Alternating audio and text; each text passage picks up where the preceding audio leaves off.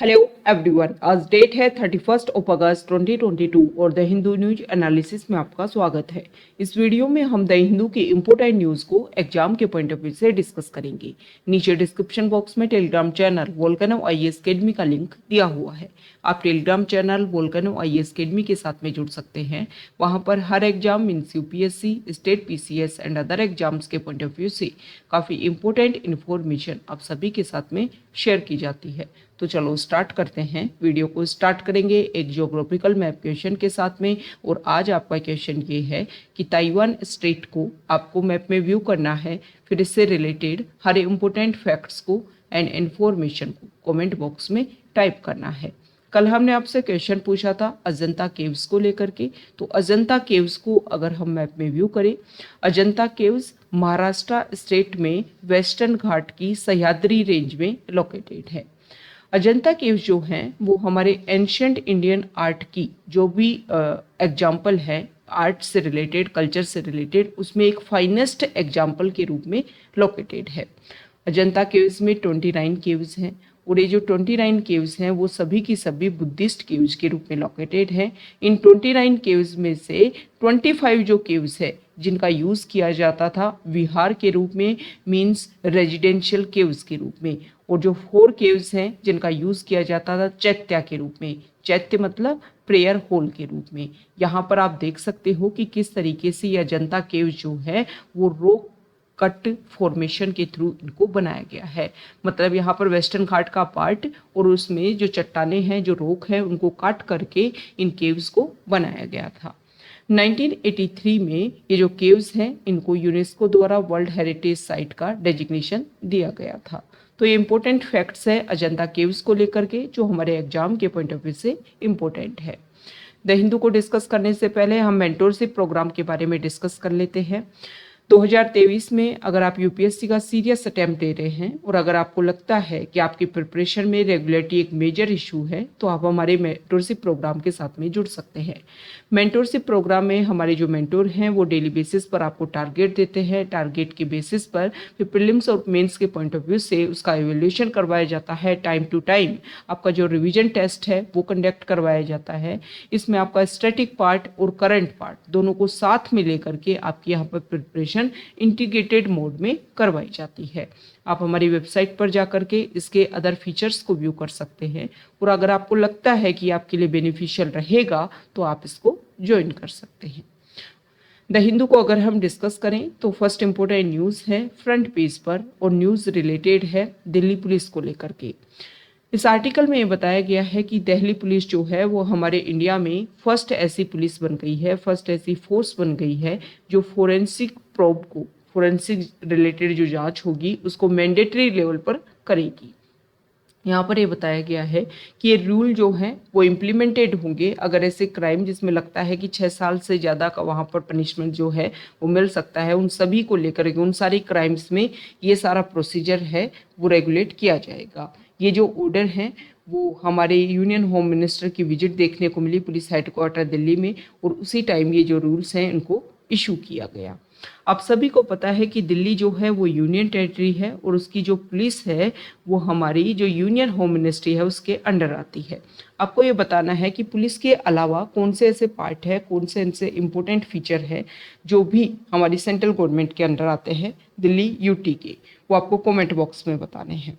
तो यहाँ पर अगर हम देखें तो इस आर्टिकल में बताया गया है कि 22 को जो जोनल काउंसिल की मीटिंग हुई उसमें सारे डिसीजन ले गए थे कि फोरेंसिक जो भी इंस्पेक्शन है उसको अभी रेगुलेट किया जाए। इसमें ये भी बताया गया कि जोनल काउंसिल की मीटिंग में ये भी बोला गया कि कॉलोनियल एरा के जो भी रूल्स एंड रेगुलेशन हैं उनको हम एलिमिनेट करेंगे टाइम टू टाइम। जो भी एक तरीके से उस टाइम का प्रोसीजर हम फॉलो करते हैं, जैसे कि British era Indian penal code, one of the changes we considered was making collection of forensic evidence compulsory in criminal cases punishable by more than 6 year. तो इन सभी में चेंज करके ये सारी चीज़ें की जा रही हैं। यहाँ पर ये बताया गया है कि देखो the era of 3rd degree torture is over. कि पीट पीट करके आप जो है वो पता लगाओ, उसके बेसिस पर आप टेक्नोलॉजी का यूज़ करके किसी भी इशू को सोल्व कर सकते हो। कस्टोडियल टॉर्चर जो है कॉलोनियल इंडिया में जिसकी रूट्स थी, मतलब उस टाइम इसको फॉलो किया जाता था, तो उसको अब एक तरीके से एलिमिनेशन की तरफ हम जा रहे हैं। और जो नई नई टेक्नोलॉजी है उनका यूज़ करके जो भी क्राइम्स होते हैं उनको सोल्व करने का अपना प्रोसीजर जो है वो हम फॉलो करेंगे। तो यहाँ पर ये सारी चीज़ें बताई हुई हैं। हमारे लिए इम्पोर्टेंट हो जाती है जोनल काउंसिल, जिससे रिलेटेड कुछ बेसिक फैक्ट्स हम डिस्कस करेंगे। देखो, जो जोनल काउंसिल जो होती है, जोनल काउंसिल, इसको जोनल काउंसिल 1956 में जो स्टेट रीऑर्गेनाइजेशन एक्ट आया था उसी के तहत इसको एस्टेब्लिश किया गया था जोनल काउंसिल को। जोनल काउंसिल जो है वो स्टैच्यूटरी बॉडी है, ये आपको ध्यान में रखना है, कॉन्स्टिट्यूशनल बॉडी नहीं है। जोनल काउंसिल में हमारे पूरे इंडिया को कुछ पार्ट्स में बांटा गया। इसमें अगर हम देखें तो नॉर्दर्न पार्ट में, सेंट्रल पार्ट में, ईस्टर्न पार्ट में, वेस्टर्न पार्ट में एंड सदर्न पार्ट में। अब कुछ कुछ स्टेट को इन पार्ट का हिस्सा बना दिया गया, जैसे 4 से 5 स्टेट यूटी जो है वो इसका पार्ट बन गई, कुछ स्टेट और यूटी जो है इसका पार्ट बन गई, और फिर इनका एक हेडक्वार्टर जो है बना दिया गया। ये जो जोनल काउंसिल होते हैं इनके जो चेयरमैन होते हैं वो हमारे यूनियन होम मिनिस्टर होते हैं, ये आपको ध्यान में रखना है। हमारी कंट्री के इंटीग्रेशन के लिए काम किया गया कि हमारे यहाँ पर डाइवर्सिटी बहुत ज़्यादा है, तो कुछ स्टेट्स जहाँ पर जो उनका जो कल्चर है एक तरीके से सिमिलर है उनको मिलाकर के एक पार्ट बना दिया जाए, ताकि वहाँ पर जो इंटीग्रिटी है वो मेंटेन हो सके और सेंट्रल लेवल पर उसको रूल करने की या उसको गाइडलाइन देने की कोशिश की जा सके। इसीलिए जोनल काउंसिल जो है बनाई गई थी। तो यहाँ पर जोनल काउंसिल के बारे में हमने डिस्कस किया। सेम इसी तरीके से नॉर्थ ईस्टर्न काउंसिल भी होती है, नॉर्थ ईस्टर्न काउंसिल, जो हमारे नॉर्थ ईस्ट के जो स्टेट्स हैं उनको मिला करके, लेकिन ये इससे अलग है। इसको 1971 का जो एक्ट था उसके तहत इसको बनाया गया था। सबसे इम्पोर्टेंट बात, जो हमारी ईस्टर्न जोनल काउंसिल है इसमें सिक्किम जो है वो पहले इसी का पार्ट था, लेकिन बाद में सिक्किम को यहाँ से हटा करके, क्योंकि सिक्किम के जो भी वहाँ की ट्रेडिशन है वो सब एक तरीके से मिक्सअप है हमारे नॉर्थ ईस्ट इंडिया को लेकर के, तो सिक्किम को भी फिर नॉर्थ ईस्ट काउंसिल में मर्ज कर दिया गया।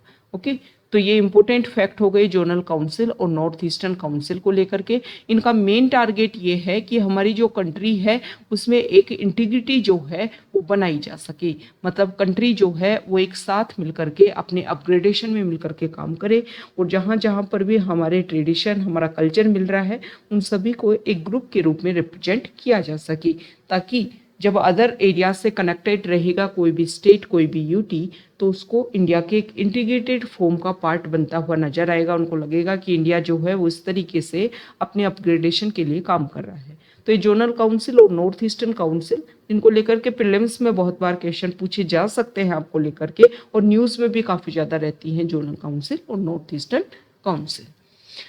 नेक्स्ट इंपॉर्टेंट न्यूज़ है, यहाँ देखो ईडब्ल्यूएस कोटा को लेकर के डिस्कशन होगा, और सुप्रीम कोर्ट ने क्लियर कर दिया है कि 13 सितंबर को इसको लेकर के जो भी पिटीशन है उनकी सुनवाई की जाएगी। आपको सबसे पहले तो इसमें बताया गया है कि एक 5 जज कॉन्स्टिट्यूशन बेंच, जिसमें हमारे प्रेजेंट टाइम के जो चीफ जस्टिस यू ललित जो हैं, उन्होंने प्रायोरिटी दी है इस चीज़ को लेकर के कि जो ईडब्ल्यूएस जो रिजर्वेशन है जिसमें 10% कोटा दिया गया है उसको चैलेंज करने वाली जो पिटीशन है उनको, और आंध्र प्रदेश लॉ जो है मुसलमानों को, मुस्लिम कम्युनिटी जो है उनको रिजर्वेशन ग्रांट करता है। तो इन दोनों चीज़ों को लेकर के प्रायोरिटी दी गई है हमारे प्रेजेंट टाइम के सीजीआई के द्वारा कि इनको जो है वो हम क्या करेंगे, जल्दी क्या करेंगे, डिस्कशन करेंगे इनके ऊपर। ओके, तो कॉन्स्टिट्यूशनल बेंच क्या होती है, इसको बनाने की जो जिम्मेदारी, रिस्पॉन्सिबिलिटी होती है वो होती है हमारे सीजीआई के ऊपर, और कॉन्स्टिट्यूशनल बेंच जिसमें कम से कम 5 जजेज जो है वो तो होने ही चाहिए।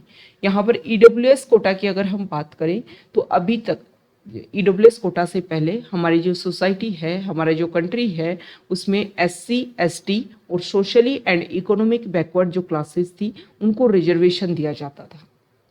लेकिन टाइम के साथ में ये देखा गया कि इन कम्युनिटी के अलावा भी कुछ ऐसी कम्युनिटी है जो एक तरीके से जनरल कैटेगरी में आती है, लेकिन उनकी जो इकोनॉमिक कंडीशन है वो काफ़ी ज़्यादा वीक है, तो उनके अपग्रेडेशन के लिए ही ये जो रिजर्वेशन जो है उसको इंसर्ट किया गया।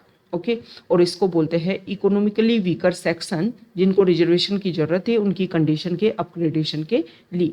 इसमें 10% कोटा दिया गया और इस रिजर्वेशन के तहत जो है हमारे कॉन्स्टिट्यूशन के आर्टिकल 14 एंड आर्टिकल 15 में जो है वो चेंज किया गया, सॉरी आर्टिकल 15 एंड आर्टिकल 16 में चेंज किया गया, जॉब में रिजर्वेशन देने के लिए और एजुकेशन जो इंस्टीट्यूशन है उनमें रिजर्वेशन देने के लिए।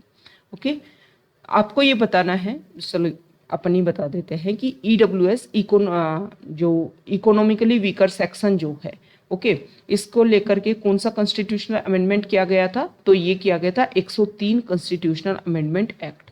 तो आपको 99 से लेकर के और अब तक जो कॉन्स्टिट्यूशनल अमेंडमेंट एक्ट हुए हैं वो इम्पोर्टेंट रहते हैं, बहुत सारे एग्जाम में उनको कंपैरिजन करके क्वेश्चन पूछ ले कि कौन सा अमेंडमेंट एक्ट जो है किससे रिलेटेड है, तो आपको एक जनरल अवेयरनेस पता होनी चाहिए।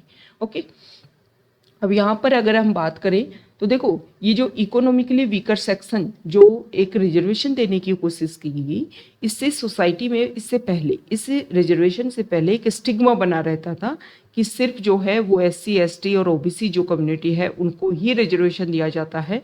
तो एक हायर क्लासेस और लोअर क्लासेस के बीच में एक स्टिग्मा, सोशल स्टिग्मा जो होता है बना था कि नहीं नहीं इनको ही रिजर्वेशन दिया जाता है क्योंकि ये लोअर क्लासेस से बिलोंग करते हैं।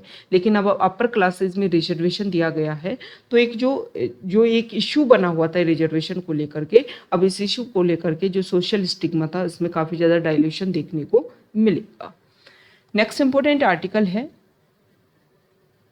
यहाँ पर देखो मुस्लिम कम्युनिटी के कुछ रूल्स एंड रेगुलेशन ऐसे हैं जो भी हमारे इंडिया के जो लॉ हैं उनको एक तरीके से वायलेट करते हैं। तो यहाँ पर सुप्रीम कोर्ट ने National Human Rights Commission, National Commission of Women, National Commission of Minorities, इन सभी को लेकर के डिस्कशन किया गया कि जो पिटीशन जो डाली गई है कि मुस्लिम पर्सनल लॉ प्रैक्टिसेस जैसे कि पोलीगैमी एंड निकाह हलाला, ये जो प्रैक्टिसेस फॉलो की जाती है इनको लेकर के पिटीशन डाली गई है। तो सुप्रीम कोर्ट ने इन सभी के साथ में डिस्कशन किया कि इस इशू को हम किस तरीके से सॉल्व कर सकते हैं। यहाँ पर ये बताया गया कि देखो सुप्रीम कोर्ट की जो बेंच जिसको लीड किया जस्टिस इंदिरा बनर्जी ने, उन्होंने स्टैच्यूटरी बॉडीज़ को कुछ नोटिसेज रिलीज़ किए हैं और इसमें जो भी पिटिशनर्स थे उनके साथ में डिस्कशन करने के बाद में इस आर्टिकल में देखो ये जो मुस्लिम कम्युनिटी के जो भी रूल्स एंड रेगुलेशन जो भी इनकी ट्रेडिशन है वो इंडियन पीनल कोड के सेक्शन 494 को वायलेट करते हैं। मतलब इसके अंडर जो प्रैक्टिसेस है उसको इनके अंडर जो प्रैक्टिसेस जो पर्सनल लॉ प्रैक्टिसेस फॉलो की जाती है मुस्लिम कम्युनिटी में वो IPC के सेक्शन को क्या करते हैं, वायलेट करते हैं। ओके, तो यहाँ पर ये बताया गया है कि ये चीज़ें जो हैं अनकॉन्स्टिट्यूशनल है, हमारे लॉ के अकॉर्डिंग नहीं है, तो इनको हमें क्या करना चाहिए, इनमें चेंज करना चाहिए। लेकिन मुस्लिम कम्युनिटी का ये मानना है कि हमारे ये जो भी लॉ है वो हमारी खुद की कम्युनिटी, हमारी खुद की ट्रेडिशन के अकॉर्डिंग है। तो हमारी जो भी कस्टम है, जो भी ट्रेडिशन है, उनका एक इंटीग्रेटेड पार्ट है, ये उससे कुछ अलग नहीं है। तो हमारे लिए जो है इनको फॉलो करना ज़्यादा कुछ टफ नहीं है। ओके, आपका क्वेश्चन ये है, आपको ये बताना है कि NHRC, national Commission of Women, National Commission of minorities, ये कॉन्स्टिट्यूशनल बॉडीज़ है, स्टैच्यूटरी बॉडीज है, या क्या इस तरह इनको एग्जीक्यूटिव ऑर्डर के थ्रू इनको बनाया गया है? ये सारी चीज़ें आपको कमेंट बॉक्स में बताना है। नेक्स्ट इंपॉर्टेंट आर्टिकल है, यहाँ पर इन्फ्लेशन को लेकर के ग्राफ दे रखा है, एक तरीके से कंप्लीट इंडिया को यहाँ पर शो करने की कोशिश की गई है और इसमें बता रखा है कि नेशनल जो इन्फ्लेशन है उससे ज़्यादा भी इन्फ्लेशन जो है वो देखने को मिल रहा है। ओके, तो यहाँ पर कुछ जैसे कि लद्दाख जो है उसको लेकर के कोई डाटा नहीं है। यहाँ पर जो आपको रेड कलर में जो दिख रहा है वहाँ पर इन्फ्लेशन जो है वो नेशनल एवरेज से ज़्यादा है, और जहाँ पर आपको स्काई ब्लू कलर जो दिख रहा है वहाँ पर नेशनल एवरेज से कम है इन्फ्लेशन रेट। तो यहाँ पर जो मैक्सिमम स्टेट्स जो है उनकी लोकेशन देख कर के आपको लग रहा होगा कि वहाँ पर जो इन्फ्लेशन है वो हमारे इंडिया में भी जो है वो चीज़ें है उनसे भी, मतलब किसी भी ऑब्जेक्ट को लेकर के जो प्राइस है उससे ज़्यादा देखने को यहाँ पर मिल रहा है। तो एक मेजर इशू है कि एक ही प्रोडक्ट के लिए हमारे इंडिया के अदर एरिया में उसके अलग अलग प्राइसेस हैं। तो इन सभी को रेगुलेट करने के लिए कोशिश की जानी चाहिए कि कंट्री लेवल पर ही इनको सभी को व्यू किया जाए और ये सभी डिसाइड किया जा सके, ताकि वन कंट्री वन प्राइस जो है उसको भी डिसाइड किया जा सके। नेक्स्ट इंपॉर्टेंट आर्टिकल, यहाँ पर गणेश चतुर्थी, आप सभी को पता है आज गणेश चतुर्थी, तो उसके सेलिब्रेशन के लिए यहाँ पर बेंगलुरु और अदर जगह जो है वो ग्राउंड को अवेलेबल करवाने की कोशिश की जा रही थी। तो बेंगलुरु सिटी में जो ग्राउंड है उसके लिए सुप्रीम कोर्ट ने इसको डिसअलाउ कर दिया। और सेम इसी तरीके से जैसे कि यहाँ पर अगर हम बात करें तो यहाँ देखिए कर्नाटका का जो हाई कोर्ट है उन्होंने वहाँ पर जो एरिया है उसको लेकर के कुछ अलाउ किया है। तो इसमें दोनों में डिफरेंस बताया गया है कि वो जो एरिया जिसको सुप्रीम कोर्ट ने डिसअलाउ किया है वो एरिया जो है कभी इस ओकेजन के लिए फॉलो ही नहीं किया गया, और ये जो दूसरा जो ग्राउंड है इसको फॉलो किया गया है। तो एक जनरल चीज़ें जो है उसी को फॉलो करने की यहाँ पर कोशिश की जा रही है। नेक्स्ट इम्पोर्टेंट आर्टिकल है, ये जो है वो फ्लड की जो साइन है वो शो हो रहे हैं कि एक तरीके से हैवी रेनफॉल जो देखने को मिल रही है उसी का रिजल्ट यहाँ पर देखने को मिल रहा है। नेक्स्ट इम्पोर्टेंट आर्टिकल है पेज नंबर 8 पर, और पेज नंबर 8 पर यहाँ पर जो इमेज है इसमें बताया गया है कि ओणम फेस्टिवल जो है उसको सेलिब्रेट किया जा रहा है। ओणम फेस्टिवल जो है वो एक एनुअल मलयाली कस्टम है, मलयाली ट्रेडिशन है, मलयाली फेस्टिवल है, और यहाँ पर केरला स्टेट में इसको फॉलो किया जाता है। और किंग महाबली एंड वामन जो गॉड हैं उनके सेलिब्रेशन इस टाइम में किया जाता है। वो जो स्टोरी है जो आपने सुनी भी होगी उसी को एक तरीके से फेस्टिवल के रूप में यहाँ पर मनाया जाता है।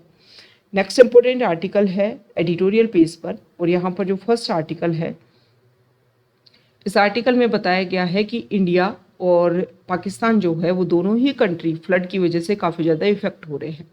इस आर्टिकल में हमारे इंडिया की तरफ से हमारे जो प्राइम मिनिस्टर है उन्होंने स्टेटमेंट भी दिया कि वहाँ पर जो भी इशू देखने को मिल रहे हैं उन सभी को लेकर के।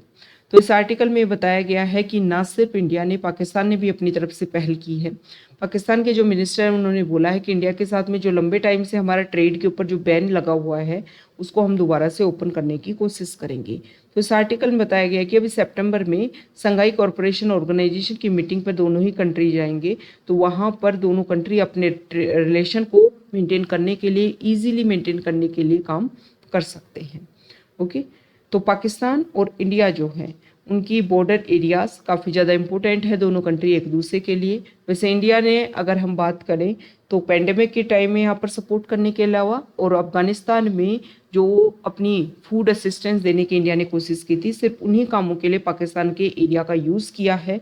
वैसे काफ़ी लंबे टाइम से दोनों कंट्री के बीच में ट्रेड जो है वो बंद है।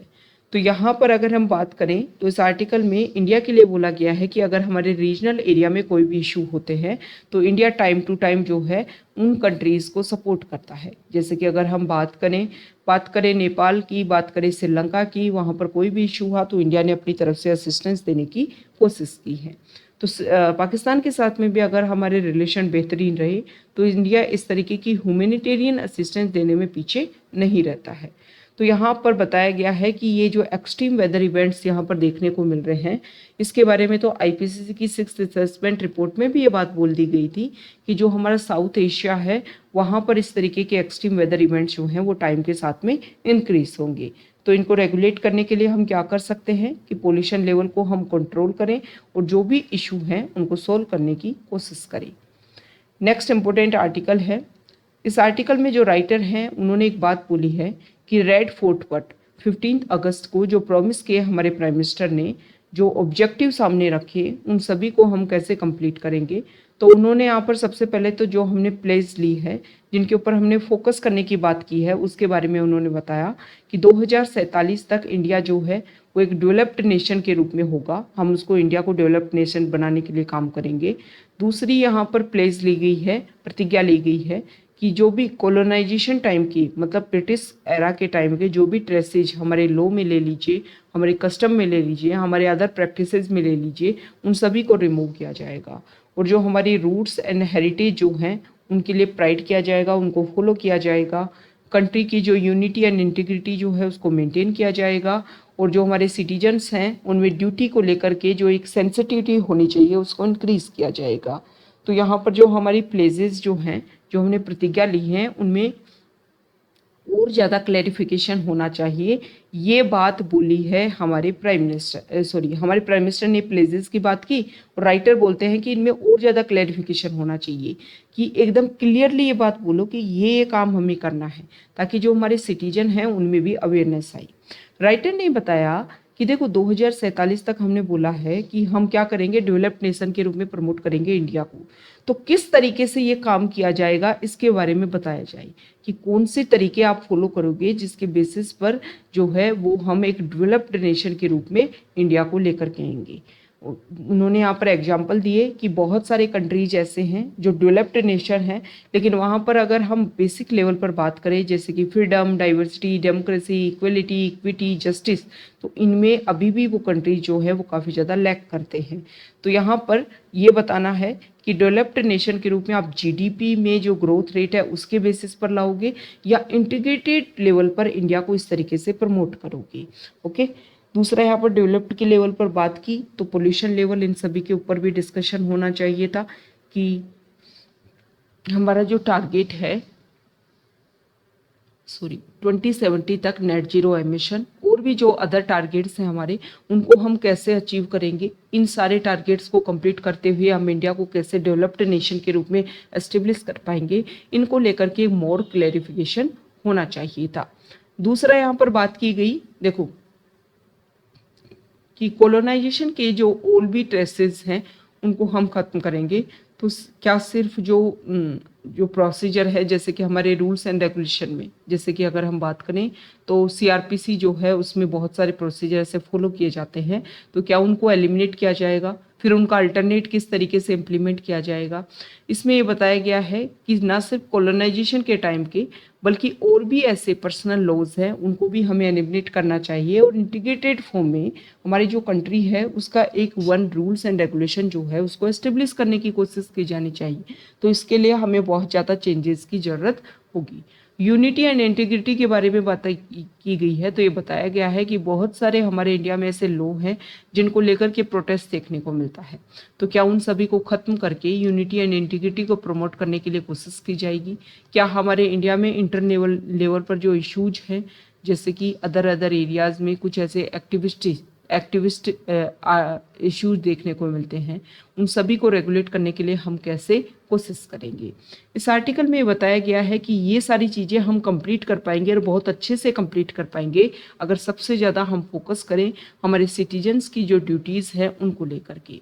और इसको लेकर के हमें क्या करना होगा, जो हमारे सिटीजन्स हैं उनमें एक अवेयरनेस क्रिएट करनी होगी कि आपकी जो ड्यूटी है जब आप उसको परफॉर्म करोगे और एवरी सिटीजन इन ड्यूटीज़ को परफॉर्म करेगा तभी हमारे इंडिया के जो अदर टारगेट्स हैं वो कंप्लीट हो पाएंगे।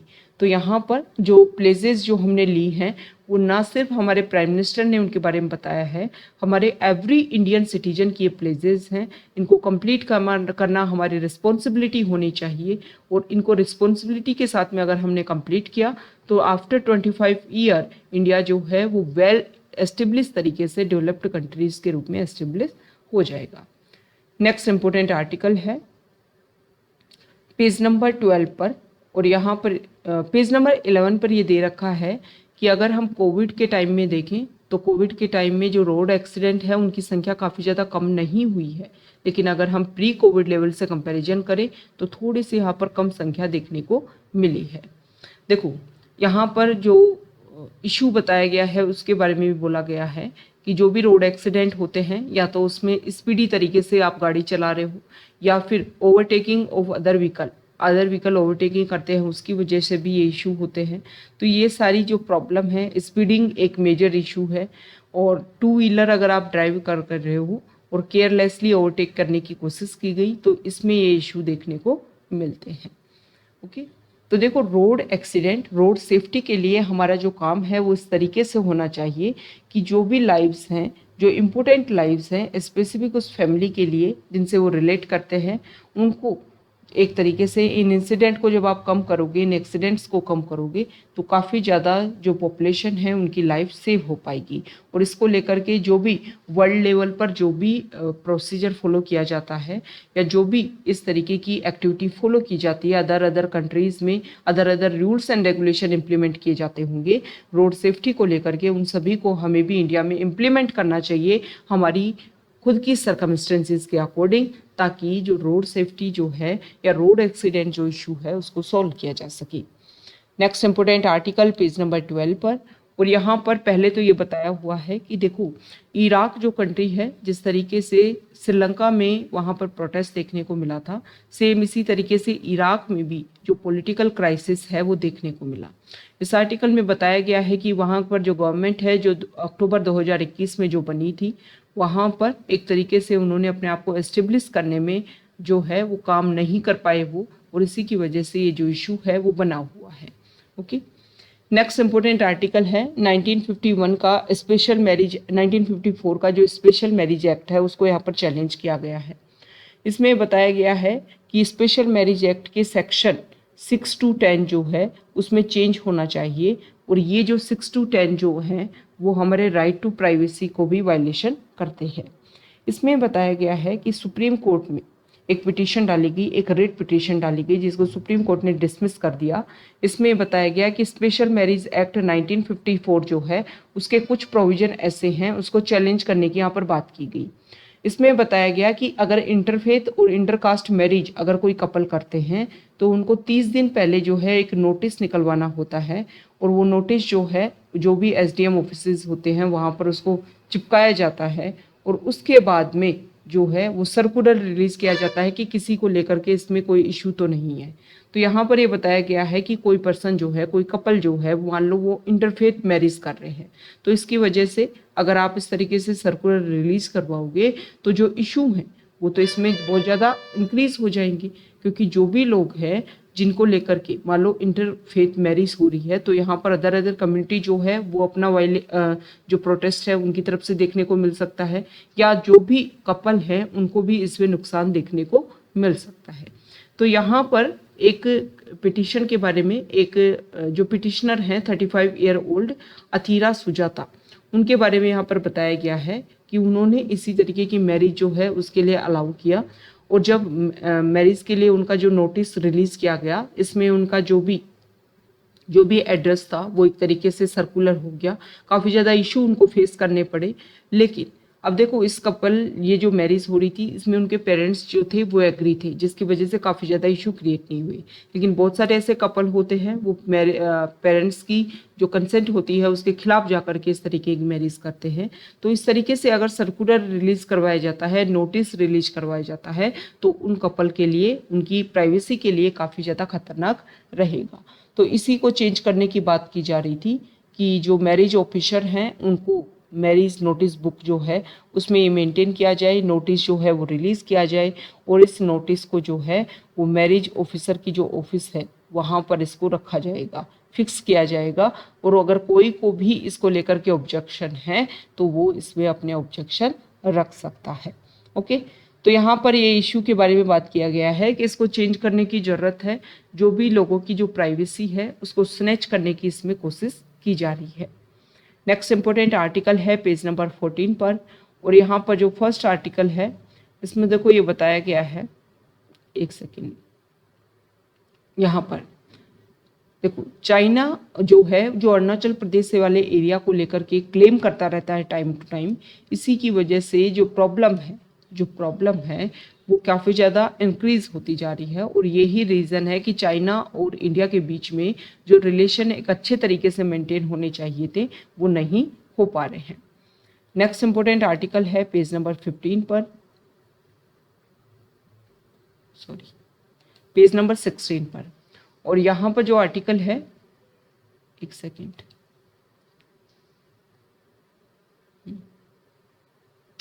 इसमें देखो ये जो NCRB की जो रिपोर्ट आई, जो भी हमने देखा कि NCRB ने अपनी जो रिपोर्ट रखी है उस रिपोर्ट में इन्होंने ये भी बताया है कि 2016 के बाद में अगर हम देखें तो जो काउंटरफीट जो करेंसी है उसमें काफ़ी ज़्यादा इंक्रीज देखने को मिला है। ओके, फेक नोट जो हैं उनकी वैल्यू इतनी है, इतना सीज किया जा चुका है अब तक, और भी अगर हम देखें तो कंट्रीज़ में और भी ज़्यादा जो है वो फेक करेंसी जो है उनकी अवेलेबिलिटी देखने को मिलती है। ये एनसीआरबी ने अपनी रिपोर्ट रखी है 2021 की, तो इसमें बात हो जाए। कल भी हमने क्राइम को लेकर के कुछ इंपॉर्टेंट फैक्ट्स रखे थे और एनसीआरबी को लेकर के जो डाटा है वो हमने डिस्कस किए थे, बेसिक फैक्ट्स, जिनको जाकर के कल के वीडियो जो अगर आपने नहीं देखा है तो स्टार्टिंग पार्ट में ही उसको डिस्कस किया हुआ है। यहाँ पर ये बताया हुआ है कि अभी जो है जो कैटल हैं उनमें लंपी डिजीज देखने को मिल रही है, तो जो भी मिल्क है उसको आप यूज़ कर सकते हो, लेकिन रॉ प्रोड्यूस के रूप में उसको यूज़ ना करो। सिर्फ बॉइल्ड मिल्क जो है वो सेफ है और उसको यूज़ किया जा सकता है। नेक्स्ट इम्पोर्टेंट आर्टिकल है फॉरेन पीस पर, और ये इम्पोर्टेंट आर्टिकल है। अभी कुछ टाइम पहले हमने देखा कि सोलोमन आइलैंड जो है उसको लेकर के चाइना और सोलोमन आइलैंड्स के बीच में एक डिस्कशन हुआ। डिस्कशन के बाद में वैसे सोलोमन आइलैंड ने मना किया कि इस तरीके का कोई भी मिलिट्री यहाँ पर एस्टेब्लिशमेंट करने के लिए मना किया गया है, लेकिन चाइना और सोलोमन आइलैंड जो है पैसिफिक ओशन जो है उसमें लोकेटेड है एक स्मॉल आइलैंड के रूप में। तो यहाँ पर पैसिफिक ओशन में जो भी स्मॉल आइलैंड्स है उसको लेकर के चाइना अपना क्लेम जो है वो इंक्रीज कर रहा है, उन कंट्रीज़ के साथ में अपने रिलेशन मेंटेन करने की कोशिश कर रहा है। यूएस भी अपनी तरफ से कोशिश कर रहा है। तो सोलोमन आइलैंड्स के साथ में चाइना के साथ में जो डिस्कशन है वो एग्रीमेंट के रूप में सामने भी आया। अब यहाँ पर सोलोमन आइलैंड ने अदर कंट्रीज़ की अगर कोई शिप उनके पोर्ट पर आ रही है तो उसको मना उन्होंने कर दिया है। अभी उन्होंने यूएस की शिप को भी मना कर दिया है। तो ये चीज़ें हमें शो करती हैं कि वो एक इंडिपेंडेंट तरीके से अपने जो डिसीजन है उनको रेगुलेट करने की कोशिश नहीं कर रहे हैं, बल्कि अदर कंट्रीज़ के इन्फ्लुएंस में आकर के इस तरीके की जो रिलेशन है उनको मेंटेन करने की कोशिश की जा रही है। सोलोमन आइलैंड की जो लोकेशन है वो आपके लिए इम्पोर्टेंट है, हम डिस्कस भी कर चुके हैं इसको, और इस तरीके के जो भी एरिया न्यूज़ में रहें उसके लिए आपको पता होना चाहिए कि कौन सा एरिया कहाँ पर लोकेटेड है। तो आज का हमारा द हिंदू न्यूज़पेपर का डिस्कशन था। अगर आप यहाँ तक आए हैं, वीडियो आपको अच्छा लगा है तो प्लीज़ वीडियो को लाइक कीजिए, शेयर कीजिए और चैनल को सब्सक्राइब कीजिए। Okay, thank you.